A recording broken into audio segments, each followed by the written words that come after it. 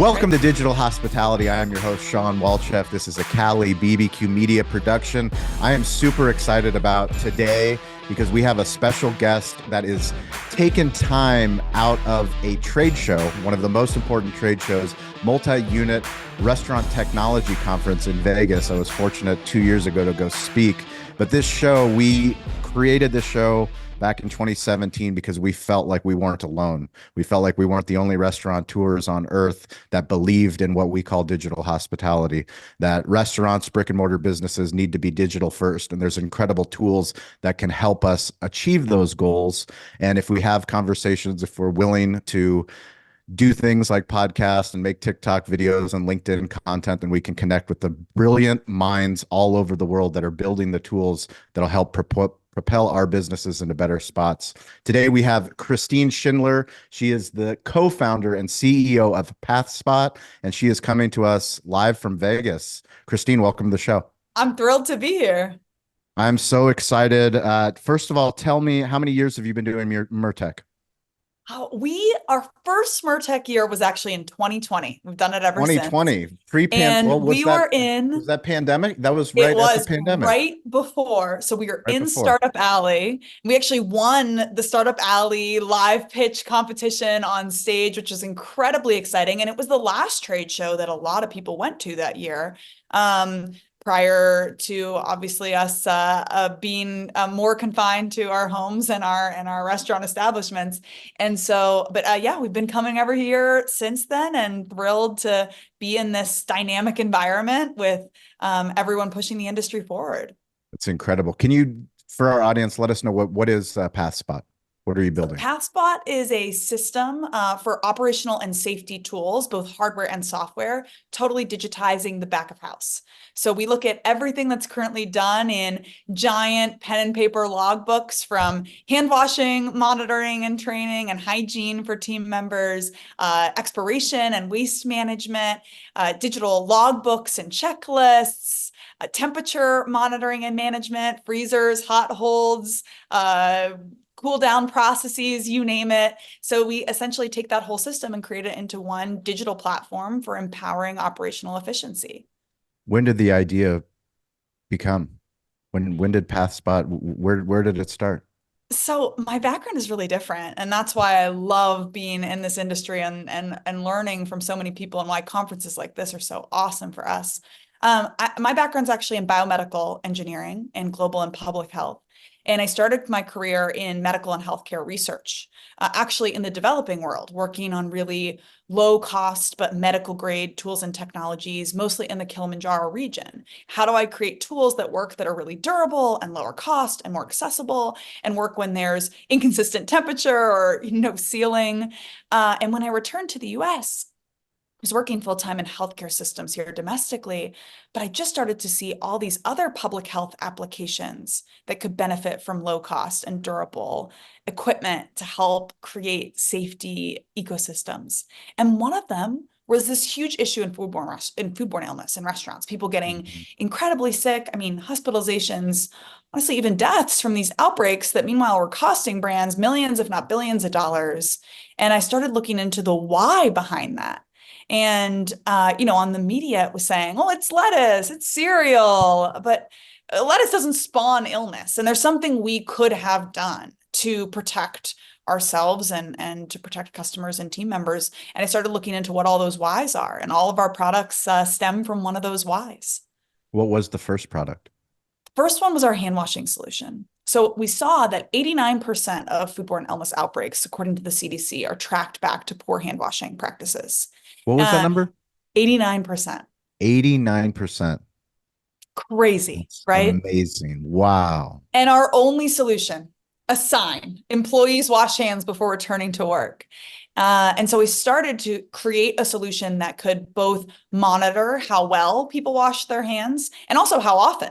we have SOPs around this in the back of house. Got to wash your hands for 20 seconds once every hour. But is that happening? And how consistently? How do we gamify and incentivize and encourage and reward on hand washing? So that was our first product that we utilized. And then after we launched that, we're working across the industry and installing these globally. And team members were coming to me and saying, you've digitized something that was totally analog. I mean, we were just hoping for the best. Here's the list of 100 other things that we don't have a solution for. Can you digitize those? And that's what really inspired us to switch from, something that's still core to our bread and butter, creating safety and health hygiene related practices, to a safety and operational ecosystem for streamlining the back of house more holistically. Bring us back to the beginning, the Pathspot, the name.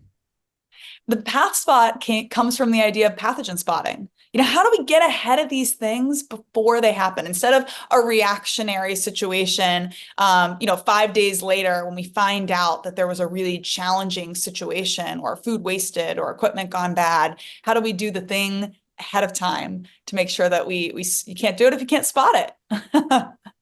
When you first launched the first product, what was the selling process like?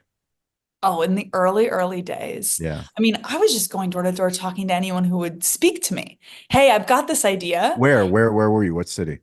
In New York. Okay. And we were I was just knocking on doors, like asking everyone, hey, do you have an aunt, uncle, cousin, someone in the industry? I'd love to just hear their advice. Because for me, I never wanted to build a solution that people didn't want. I was curious if this was something that should be created. It started more as me just inventing it on the side because I was interested in the problem. But it became evident quickly from early users and early people I was getting customer feedback from, like, we need this. I've been waiting 10 years for something like this to exist.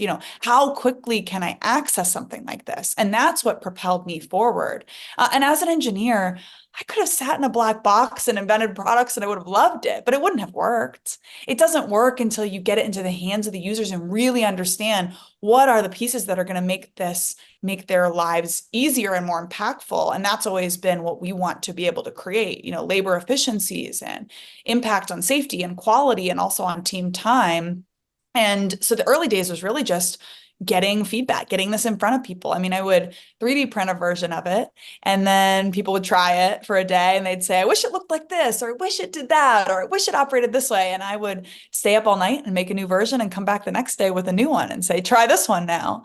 And so the early sales were fully embedded. It was us building something for the properties and for the organizations we were working with. Do you have a story of one of the first restaurant groups that brought this on and kind of had an aha moment? One of the first organizations we worked with was Chopped Salad.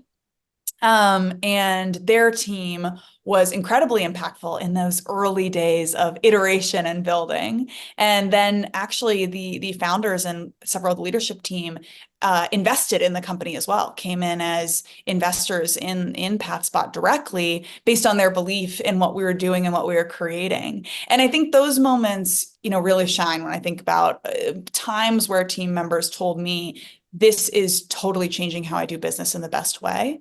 And that still happens now, right? Even now when we've gotten it down to an incredible science and we can roll out globally with different organizations, I'm still so impacted by team members telling me how this makes their lives better. We had one organization that was using this, and the team members themselves, they were kind of like, well, let's try it out. Let's see how it impacts. And they were asking the team members at the end what they thought of the product, if they liked it. And the team members said, can we pool our tips to pay for this, to keep it in the store? Wow. That is when you know that you're building something that matters. And so I have those moments daily, and I'm really fortunate to get to experience that. As an organization, how do you guys approach sales? A lot of it is our whole team is always sharing what we're working on. We're still a small organization. How So many employees? 50 people. Amazing. That's not Working on this small. full You're time. We have a mighty. couple You're small and offices. mighty. We have some friends that are at Mertech that are much smaller. I love it. That's I amazing. love it. It's all part of the growth journey. Yeah, we have It two is. offices, one in New York, one in Texas, Sweet. where our team operates. But really, right now, everyone's selling, everyone's sharing our story, everyone's inventing, everyone's iterating, which is really fun. So our approach is really direct. You know, we're always talking to people. We're always trying to learn what could help solve their problems. A lot of it too is that our team members will call other people in the industry. You know, I find that one of the empowering things about being a part of safety, so really is unifying. Everyone is trying to solve this together. And if you have one location of a totally different brand in a totally different city that has a major challenge and problem, it still impacts your organization, right? It's like, well, I don't know if I want to eat out at a QSR tonight. I saw that news article that happened. Yeah. And so it is something where people are always trying to elevate the industry together. How can we do the best we can in this really critical thing that we're all responsible for in the industry, creating safe practices? And often, you know, it's from referrals, you know, team members calling their friends and saying, hey, we embedded this and it's made our operations way safer, really helped us with throughput. You should check it out. And also it's from events like MerTech, you know, getting out there, chatting with people, hearing what's going on and creating solutions that are going to help solve those problems.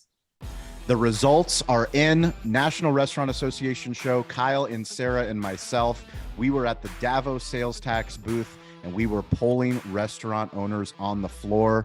This was a very unscientific poll, but the results are resounding. Restaurant owners do not like sales tax. Nobody likes sales tax. Doesn't matter what business owner you are, small business, big business. Davo automates the sales tax process. We are so grateful that Davo is the sponsor of this show. They automate sales tax at our Cali barbecue restaurants. It is $50 a month. It integrates with all the major point of sale partners, including Toast. So if you want to sleep at night, if you want to not worry about sales tax, go to Davo, check them out, Davo Sales Tax. Let us know how they're helping automate your sales tax in your restaurant so that we can share your Davo story on digital hospitality. Hey everyone, Avi Gorin, CEO and co-founder of Marquee, and I want to talk about the customer journey for a second. You never know as a restaurant owner where your guests are truly coming from. End of the day, we do see some patterns around two types of search behaviors: direct versus discovery. Direct search, for an example, would be jumping into Google and saying Cali barbecue hours, right? I know where I want to go to eat, but I'm missing a key detail. I need a little bit more information. Discovery, which is the bulk of searches, is barbecue in San Diego, restaurants near me, takeout near me, right? One of the best ways to be found for more discovery searches is leveraging keywords. Reviews are basically free content for you to leverage. Think about keywords that are relevant to your brand, your location, and include as many of those in your review responses as possible, right? How can you go about doing this? Let's set up reports, utilize tools like Google Trends, find out what's going on in your area and how you can help leverage these keywords and review responses, because someone else is doing that, right? If you need some examples, you could do anything from including summer menu, gluten-free menu, leverage specific menu items like the dreaded and beloved spice pumpkin anything in your review responses, right? Let them know what's coming. Let your reviewers know something they should come back and try. And of course, if all of this just seems overwhelming and daunting because you're already running a restaurant and have enough on your plate, just leverage the team at Marquee to do this for you. We handle all of this. We're experts in this space. We can automate this so it's just another item that you know you are taking care of. Again, that's marquee.com, marquii.com. Know you. However, we did recently buy marquii.com. So if you do misspell it, we got you. You'll still find us. We can still help you. When you look at the event and conference schedule, how do you pick and choose which ones you're going to do? A lot of it is which aspects are best for which members of our team. You know, we do a lot in both the operational side, the tech side, the safety side. I'll be out at the GFSI conference speaking at that one. Very different than MerTech, but also just incredible to get different sides of feedback in the equation. I think one of the things for us is safety hits a lot, and our technologies hit a lot of different aspects of the business. They're critical for HR, they're critical for tech and integrations and embodiments and enablements. They're critical for operations, for throughput and generating real ROI when it comes to labor efficiencies and honestly, just revenue throughput by having a safe and effective operation. And of course, for food safety teams. And so it's important for me to get the feedback and share the solution with different aspects of the industry. It's not something where I can just go to one conference and be done. So we find ourselves, on the road a lot for those moments, but it also creates a really empowering way to learn from different facets of the industry. And I love, there's nothing better than sitting down with people in person and solving problems in real time. Can you share more about the integrations that you guys are working on? A lot of for us is like, how do we get the data? What data do we need to get and where do we get it where it needs to be? I think data is only impactful if it's being used appropriately. And a lot of people are like, well, I'm getting data and I have data and I have data. I'm like, what's going on with that data? Like, I don't know. And so we're really working to create the right data throughputs. And that means getting people data where they're looking. So that might be integrations with different scorecards within the ecosystems that we're operating with. It might be pulling in data to our system that helps make our solutions even more effective. So for example, on our expiration monitoring labeling solution, we'll often integrate with inventory ordering systems. So we know what's coming in and we can pre-print those labels instead of someone writing, banana March 11th 100 times with Sharpie on a piece of paper. We'll often integrate with field ops teams and solutions. So if a piece of equipment goes down, not only are we moving the food out of it at the right times, but also we're identifying that with field ops through a ticketing system. So the right data goes to them and says, hey, our refrigerator, freezer, cooler unit's down. This is its history for the past 2 years. These are all the ways its compressor has been acting up. Here's what you need. Here's the part you need to solve it. So there's just a few examples, but a lot of our integration platforms are pretty customized depending on the use cases for the organizations we're partnering with. How much time do you spend as an organization educating? I was on your Instagram page and I saw a statistic which is shocking, which just said 19% of humans wash their hands after they use the restroom globally. This is according to the CDC. 19%. For us, it is a lot about sharing and educating. I also think, though, that oftentimes I'm being educated by the organizations that we're partnering with. They know that this is a problem and a challenge. People often ask me, well, how would you already raise money and started scaling the solution before 2020? How did you already have customers? How did you know COVID was coming? Like hand washing didn't matter before then. And I'm like, it always mattered to these operators. Yes. They knew it mattered. They were already investing in solutions. They were already encouraging individuals to utilize our product. So it's interesting because I think there is a wealth of knowledge. A lot of it is, though, how do we embed the solutions and then figure out things that the brands didn't know were going on? And for example, maybe we'll see in 500 restaurants across the country with one organization, the same pattern of contamination on their hands. And it looks like it's coming from a tablet strap. How often do you wash your tablet straps for your ordering platform? Oh, we don't wash our tablet straps. Okay, great. Let's remove that. So there is education in that, but it's education that's building and creating SOPs that matter and that are only more and more impactful for the end user. Yeah, I mean, I think when you think of things that are standard commonplace, like when you go on an airplane and they tell you how to put on a seatbelt, we take that kind of stuff for granted. When you like back to the sign at the restaurant that says wash your hands, there are certain ways that you need to wash your hands, which is what you guys are doing, educating. And, before we started this recording, I was making a joke that the little hands that, if somebody's watching the video, the little hands that are in the video are my daughter, Mila, and she's 4 years old, but they have done such a good job at her daycare teaching the kids and my wife teaching the kids how important it is to wash their hands and how to do it thoroughly.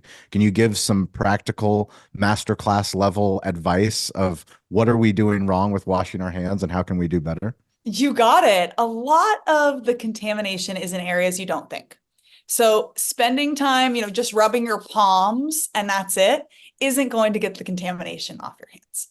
Some of the things you'll see employees in a restaurant doing, movements like this, where you're putting your hands in between your different fingers, that's because areas that are challenging, knuckles, inside of fingers. Around fingernails are the most common areas we see contamination, especially thumbs or index fingers where you're using them on your phones, using them with your digital tools. You'll see contamination often caked in those areas. False nails and nail polish can create a real hotbed for contamination because they'll get stuck a little bit under the ridges of those different things. So really ensuring that you're scrubbing in those areas. And jewelry is a huge aspect. So ensuring that you're either removing your rings or sanitizing rings or other pieces. And the final one that people always forget is it's really important to wash your wrist. So when you finish your hand wash, you always want to also just do a quick movement around your wrist to make sure your wrist is being cleaned, as that's an extension of your hand that often carries contamination and can be dangerous. Look at that. I learned something. I can teach Mila and Colleen, my son, both of those. Excellent. Take that back to school. Yeah. I will absolutely take that back to school. Is there something that you've changed your mind on in the last year building your company? What I am constantly changing my mind on is how many solutions there are that could impact this aspect of the industry. We started with one, then we added some more, then we added some more. I kept thinking like, all right, I think we've cracked it. Like, I think we've got the holistic solution. And we do have the most holistic solution on the market right now. But every time, you get to the next level, add in additional aspects, digitize something else, you'll see team members come up with something more. Actually, there's also this task that's more frustrating to complete. And this one, and I think some of it is elevating when you remove the roadblockers or the most challenging aspects. When team members weren't spending time every single day writing down the temperature in every single refrigerator and freezer unit in their entire property, once every morning and once every night, suddenly that elevated a whole new level and opened up their eyes and time. And then they have another idea of something else that could help them. And so I'm constantly amazed by the number and volume and ways that digitization can impact an organization. Thinking about the show, since you're there right now, what have you learned from the first time to now? How have you improved what you're offering, what you're trying to accomplish? What are the strategies going forward into 2024? There are remarkable conversations at this show. Everyone sharing ideas, sharing suggestions, learning about challenges and problems. A lot of our integrations have been born from this show. Even conversations last night as people were getting in and setting up all their equipment. Wait a minute, that data platform's really interesting. We don't do anything like that. What if I put my data on yours? Would that be helpful? How can we utilize this? And I think one thing that's so empowering about this particular show with the technology-driven focus is that you have a lot of people who can think about what the world could become, how these technologies could integrate together, how they could empower each other. And so that's been one of my favorite elements of being here. What advice do you have to an entrepreneur that's listening to this, since you've been pitching so much? You've spent your pretty much as an entrepreneur, we're always pitching our ideas. But what did you learn from the successful pitch at the show? I think it's don't stop. That's the biggest piece. I mean, you might say it differently, different times. The biggest piece is staying on your feet, getting as many people to talk to. That moment when you're like, I kind of just want to go sit down and check my email. That's the moment when someone's going to walk by that is the conversation you've been waiting to have for the last 3 months. And so I think a lot of it is, it's just having and being really open-minded and having as many conversations as you can and continuing to iterate. A lot of what I do too is I think about, as I'm sharing my pitch, how are people understanding it? What questions do they ask as a follow-up to my conversation? And it was the same question every time. How can I reiterate my pitch to make sure that that's included? So they're not thinking that we're getting to the next level, not different than when you empower them with one digital technology in a back of house, what the next thing is. Can't do that without a lot of reps. So I think just talking as much as you can. Is there something you haven't done because of fear? Honestly, a lot of it for us is I've just been diving in because the problem is bigger than the fear. The challenge is bigger than the risk or component of failure. It almost gets harder, I think. I was talking to some entrepreneurs about this the other day as you get bigger. When it's so small, all right, well, I'm trying this and I'm trying it and I'm trying that. And you start to get bigger and more to lose, more that you've been able to accomplish. And I really encourage our team, listen, we have to keep innovating and pushing to the next level. The next idea is around the corner that's going to solve an even bigger challenge and problem. I think if I had to point to one thing, it would be, it's always hard to overlap growth and hiring with, of course, wanting to ensure that you have the time and capabilities to invest in the right solutions and different components. And so ensuring that balancing act of the equation is something that I get a lot of advice from mentors and others on, how do you grow strategically and intentional and not be afraid of that growth? Maybe you need to hire another 10, 20 people to support it, but there can be fear of like, if I hire 20 people, I want to make sure that this is going to work. I have a responsibility there as well. So that's a big area that I definitely lean on my mentors and advisors for. And I know your solution cuts across all different sizes of restaurants, but are you guys more focused on SMB, mid-market, enterprise? Where's the focus right now? We do have, impact across the board, and including grocery stores and hotels and cafeterias and packaging facilities. I think though the data aspect does really start to get exciting with larger organizations. So there's even more you can unlock when you're, a 50 or more location chain or a franchised organization. That makes sense. For you, what does success look like at the end of this year, at the end of 2024, if we're looking back at this interview and Mere Tech and what you guys are hoping to accomplish just 1 year out? What would success look like? We're really focused on scaling our solution set, our safety and operations suite, as we call it, in the organizations that we're working with. Last year, we really developed a lot of new technologies and tools to meet those different needs and constraints that we were talking about earlier. So our big goal for this year is to incorporate and scale those across the platform of users already utilizing our other products and suites, as well as to continue expansion into these other industries and different facets of the restaurant industry, as well as, just getting more people on our platform, creating a safer environment, allowing there to be higher quality of food. We're focused on that every day. What are you hoping to accomplish from a storytelling standpoint and a marketing standpoint? For us, it's how do we generate a mentality on how this helps people beyond creating a safe environment? I think that's table stakes, right? Like, people want to have a safe environment. That's important. That's good.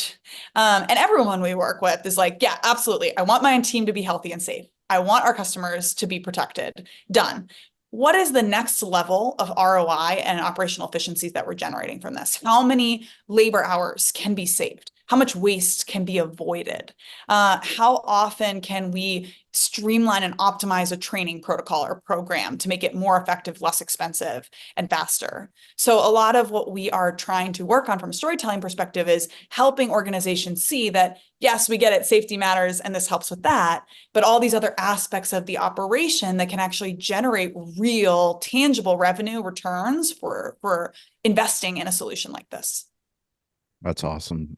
So every single week on Wednesday and Friday on LinkedIn, if you, the listener, you, the viewer, we hope you join us. It's a chance for you to join the digital hospitality community. We have tech founders, we have salespeople, restaurant professionals all over the globe, and it's a chance for you to come up on stage and to share your story.